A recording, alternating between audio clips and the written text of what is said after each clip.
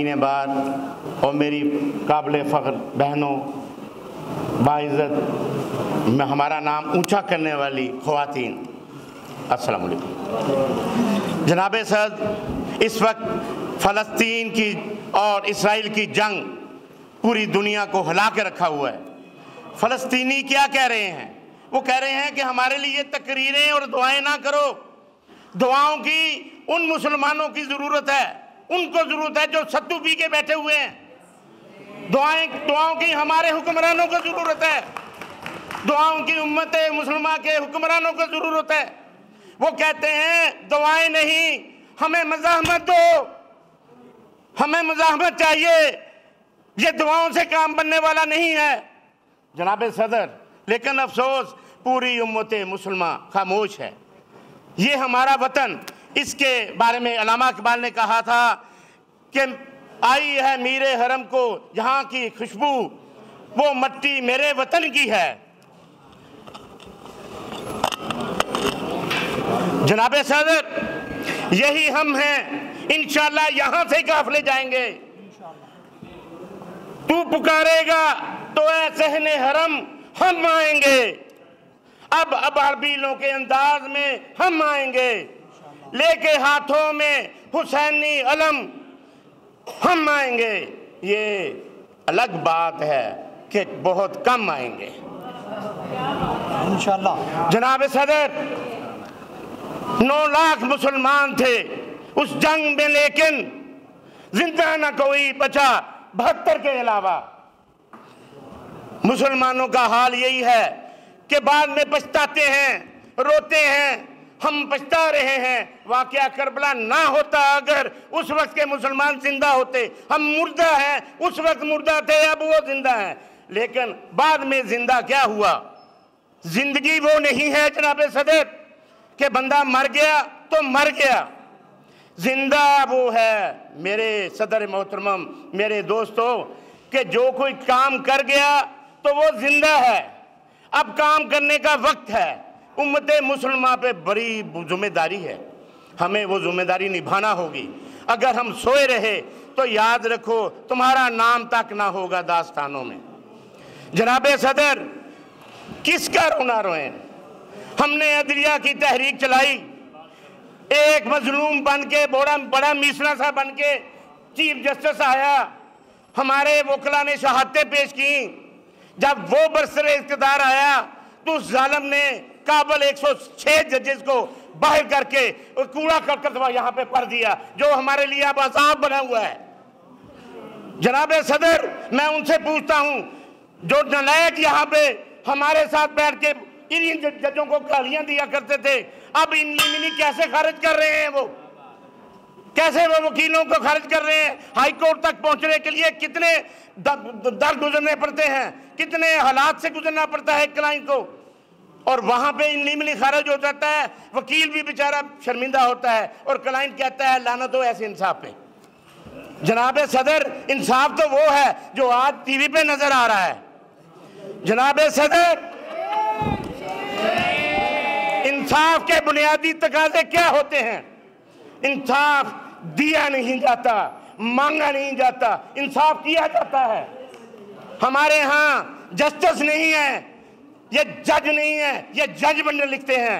हमारे यहाँ इंसाफ नहीं होता, फैसले होते हैं, और फैसले होते नहीं, फैसले सुनाते हैं, किए होते हैं वो बड़े जजों में लिख ये बैठे हुए हैं। मैं इनसे पूछता हूँ, मैं नाम लेता हूँ, हमारे वकील वकला बेचारे रोते हुए निकलते हैं, फैसल जमाल तुम्हारी कोर्ट से, आसिम हफीज तुम्हारी कोर्ट से, क्या तुम यहाँ पे थे?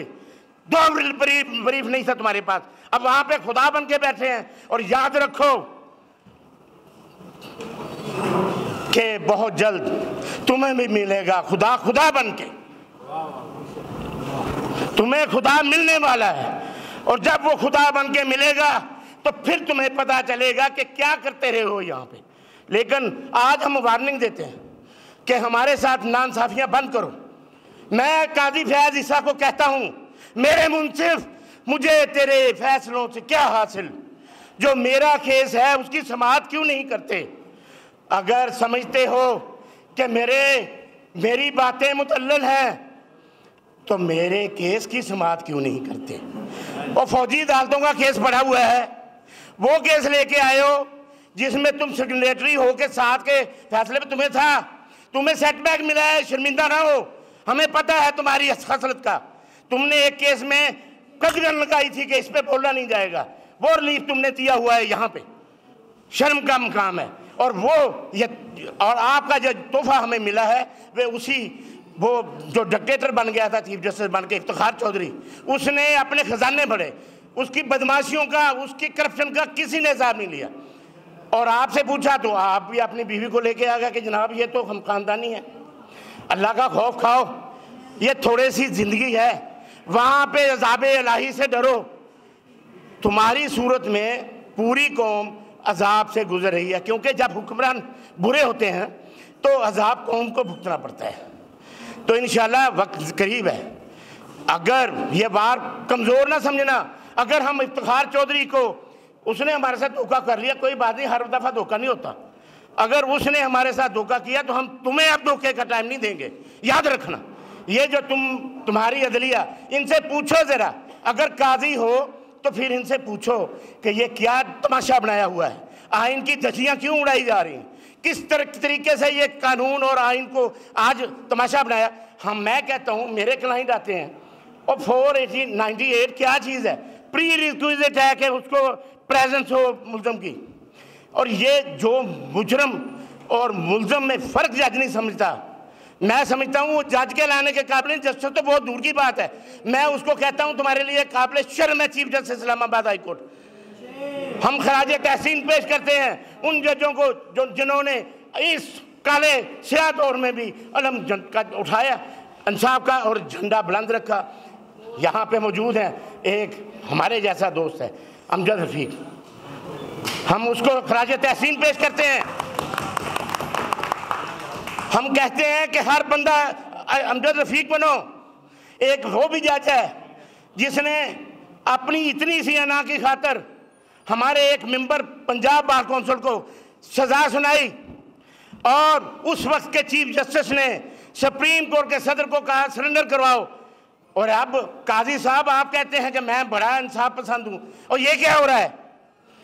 हमारे मेंबर को सरेंडर करवाने से के बगैर उसको जमानत नहीं दी गई। कहा गया आसिफ सईद खोसा की जजमेंट है, और अब आसिफ सईद खोसा क्या है, वो उसकी जजमेंट जो है वो कब्र में चली गई है, वो जिंदा है, कानून जिंदा है। आप मुर्दा हो गए हो, आप अंधे हो गए हो। किसी ने किसी अंधे से पूछा, और तेरे से बदकिस्मत भी कोई है? उसने कहा हाँ, जो जज आंखें रख के इंसाफ नहीं करता वो अंधा है। और ये अंधे हैं, ये गूंगे हैं, ये बहरे हैं, जिनके लिए कुरान ने कह दिया कि सुम्मुन बुकमुन हुम यौम ला युरजऊन, ये वो हैं। इंशाअल्लाह याद रखो, एक वक्त देंगे हम, एक वक्त देंगे। वो केस जिसमें तुम्हारे सिलसिले चल रहे हैं वो तो अगले दिन लगा होता है, उस पर एतराज़ भी नहीं होता, उस पर बायोमेट्रिक भी नहीं होती।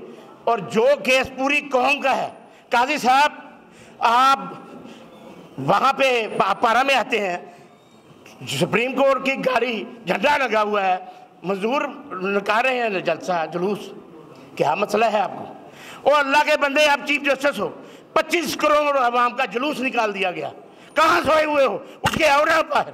हम कहते हैं अगर तुम में थोड़ा सा भी ख्याल है इस कौम, थोड़ा सा भी अपनी ओहदे से थोड़ा सा भी अपना इंसाफ करने का कोई थोड़ा सा भी जरासीम है, तो उठ के आ जाओ बाहर, वरना देख लेना वक्त दूर नहीं है, ये कौम उठेगी। हो सकता है वो ईरान वाला जज वहाँ पे भी लटकाए गए थे, जनरल वहाँ पे भी लटकाए गए थे, लेकिन कौम का सब्र का अब जो है ना वो ना लिया जाए, बहुत लपेट हो सका है सबका पैमाना। मेहरबानी करें, उठा के ले जाना, मारना कूटना, ये क्या तरीका है? सुनो अपनी बात, हमारी बात सुनो, सुनवाओ और इंसाफ फराहम करो। और आइए सब मिलके कहें फलस्तीन, फलस्तीन, इस्राइल, इस्लाम जिंदा होता है हर करबला के बाद।